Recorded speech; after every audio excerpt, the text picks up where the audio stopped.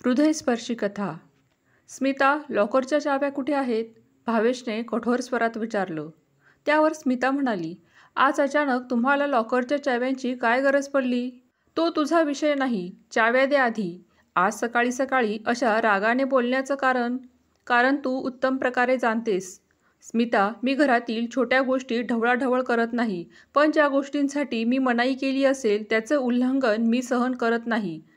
हे तुला माहितीच आहे. तरीही तू. पण त्यात असं काय आकाश कोसळलंय की तुम्ही तुमच्या पत्नीशी असं वागता? स्मिता म्हणाली. स्मिता, एखाद्या माणसाचा इतिहास न जाणता कोणताही निर्णय घेऊ नये. तुला माझ्या आईबद्दल काय माहिती आहे? माझी आई स्वर्गवासी झाल्यानंतर मी तिच्या पितळाच्या थाळीत, वाटीत आणि चमच्यातून जेवायचो. ते तुला आवडत नव्हतं. तू वारंवार म्हणायचीस की ती कचऱ्यात देऊन टाक. तुझ्या दृष्टिकोनातून ती फक्त जुन्या थाळ्या वाट्या होत्या. मी तुला स्पष्ट शब्दात सांगितलं होतं की तू या भांड्यांबद्दल कोणताही निर्णय घेऊ नकोस. तरीही तू ती थाळी, वाटी आणि चमचा कचरा विक्रेत्याला विकलीस. जर तुला माझ्या आईची थाळी आवडत नसेल तर तिच्या जुन्या दागिन्यांवरही तुझा काही हक्क नाही. चाव्या दे. ते दागिने मी कुठल्या तरी गरिबाला दान करू इच्छितो.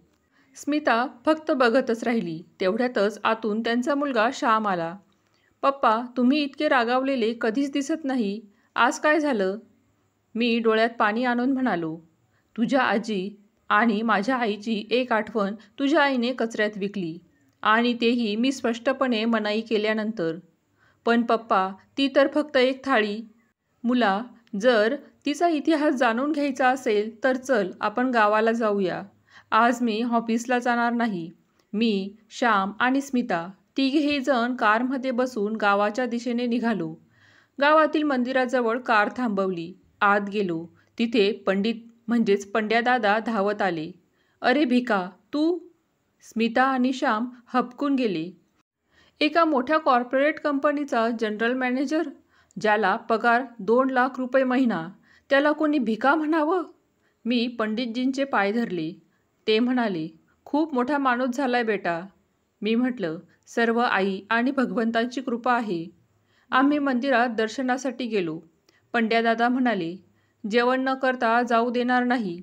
पुढे त्यांनी विचारलं, बा सोबत नाही आल्या? माझे अश्रू पुसताना पाहून ते समजले आणि म्हणाले, तुझ्या आईमध्ये विलक्षण आत्मविश्वास होता. जास्त शिकलेली नव्हती, पण तुझं पालनपोषण वडिलांशिवाय केलं. असा कोणताही बाप देखील करू शकणार नाही. नंतर त्यांनी माझ्या कुटुंबियांना सांगितलं, भिकाचं खरं नाव भावेश आहे, पण गावात सगळे त्याला भिकाच म्हणत. माहिती आहे का कारण? शांताबाईंची 3 मुलं जन्माला येताच मरत असत. चौथ्यांदा हा भावेश जन्माला आला. तेव्हा आईने मन्नत मांडली की तिचा मुलगा दीर्घायुष्य जगावा, तर ती आयुष्यभर चप्पल घालणार नाही आणि 1 वर्षभर 5 घरातून भीक मागेल. उन्हाळा, हिवाळा, पावसाळा, नागवे पाय भीक मागून मुलासाठी अन्न जमवणं हे काही सोपं काम नव्हतं. भिका वाचला खरा, पण 1 वर्षानंतर त्याचे वडील निधन पावले. त्या नाजूक काळात देखील शांताबाईंनी हार मानली नाही.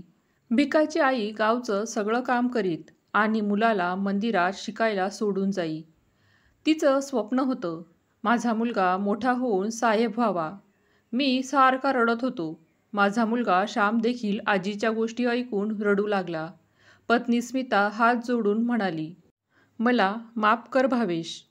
आईला समजून घेण्यासाठी 10 जन्मही कमी पडतील. भावेशने चेकबुक काढली आणि पंड्यादादांना म्हणाला, ही 2 चेक आहेत. 1 लाखाचा मंदिरासाठी आणि 1 लाखाचा तुमच्यासाठी. पण खरं काम अजून बाकी आहे. आई ज्या 5 घरांमधून भीक मागायची त्या घरांकडे चला. मग पंड्यादादांनी मला ती 5ही घरं दाखवली. मी प्रत्येक घरातील वृद्ध व्यक्तीचे पाय धरले आणि प्रत्येकाला 1-1 लाखाचा चेक दिला. परत जाताना पंड्यादादा म्हणाले, बेटा, लोक 13वी अस्थि विसर्जन करतात, पण आज तू तुझ्या आईला खऱ्या अर्थाने मुक्त केलंस. तुझ्यासारखा मुलगा प्रत्येकाला मिळावा. आम्ही परतायला निघालो. घराजवळ भांड्यांची दुकानं आली. तेव्हा स्मिताने कार थांबवली, दुकानात गेली आणि थोड्या वेळानंतर बाहेर आली. तिच्या हातात आईची तीच पितळाची थाळी, वाटी आणि चमचा होता. स्मिता म्हणाली, काल मी इथेच विकली होती भांडी, आज पुन्हा विकत घेतली. जर हे भांडे विकले गेले असते तर मी माझ्याच मनाला कधीच माफ करू शकले नसते. भावेश: मला माफ करा. मी इतकी क्षुद्र आणि अक्षम ठरले की या भांड्यांचं मूल्य समजूच शकले नाही. स्मिता: मी क्षमा करणारा कोण असतो? मी फक्त हे समजवण्याचा प्रयत्न केला की भावनांचे नाते किती खोल असतात. ठीक आहे, पण एक अट घेऊनच मी गाडीत बसेन. आता पुढे मी याच भांड्यातून जेवण करेन. हीच माझी प्रायश्चित्त आहे. भावेश म्हणाला, माझ्यासाठी एवढंच पुरे आहे की तुला तुझी चूक समजली. तू या भांड्यात खावंसं हे महत्त्वाचं नाही. महत्त्वाचं हे आहे की काहीही झालं तरी आपल्या नात्यात आदर आणि आपुलकी टिकून राहावी. प्रेमाचं बंधन इतकं मजबूत असावं की कोणी ते तोडायला आलं तर तोच मोडून पडावं. जर या सत्यकथेने तुमचे डोळे आर्द्र केले असतील तर पुढे नक्की पाठवा. भारतात 10.38 कोटी वृद्ध आहेत.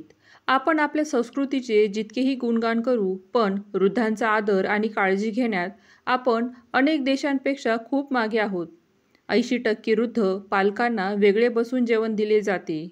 20% पालकांना सोयी असूनही सुनांच्या भीतीने वेगळे ठेवले जातात. 90% मुलगे कामावरून येऊन मुलांना मिठी मारतात, पण आईवडिलांना कसे आहात बाबा असं देखील विचारत नाहीत. 70% वृद्ध काही बोलले तर तुम्हाला काय समजतं असं म्हणून चूप करवलं जातं. 90% वृद्ध पालकांना पैशांसाठी विनवावं लागतं, जणू भीक मागत आहेत. जे कराल ते भोगाल. अनेक घरांमध्ये हे पिढ्यानपिढ्या चालत आले आहे.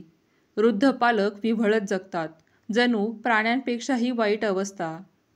अशा कुटुंबात संस्कार, सभ्यता आणि शिक्षणाची जबरदस्त कमतरता असते. आणि विचार करा, समजून घ्या. 60 वर्ष पती-पत्नी एकत्र जगतात. जेव्हा एक जातो, तेव्हा दुसऱ्याचं संपूर्ण जीवन एकटेपणाने भरतं. बालपणीचे भाऊ-बहीण, नातेवाईक, मित्र एक-एक करून सगळे निघून जातात. शिल्लक राहतो फक्त एकटेपणा आणि ओझं वाटणारं जीवन. शरीर साथ देत नाही, ऐकू येत नाही, बदलती भाषा, तंत्रज्ञान, फॅशन, संस्कृतीशी ताळमेळ बसत नाही. सगळंच ओझं वाटू लागतं. आणि अशा वेळी जर मुलगा, सून नालायक ठरले तर जीवन नरक बनतं. अशा क्षणी मुलांनी आपल्या बालपणाची आठवण करून घ्यावी. ज्यांनी चालायला, बोलायला, जेवायला शिकवलं, जग दाखवलं, त्यांच्यासाठी आज इतकी निर्दयी का? पालकांना दुर्लक्ष करून कोणी सुखी झालेले नाही आणि कधी होणारही नाही. जर वृद्धांची सेवा करू शकत नसाल तर कमीत कमी त्यांचा अपमान तरी करू नका. कशी आहेस आई? कसे आहात बाबा? हे 4 शब्दसुद्धा त्यांना अत्यानंद देऊ शकतात. हा लेख तुम्हाला आवडला असेल तर तुमच्या प्रियजनांना नक्की पाठवा आणि व्हिडिओ लाईक आणि शेअर नक्की करा. धन्यवाद.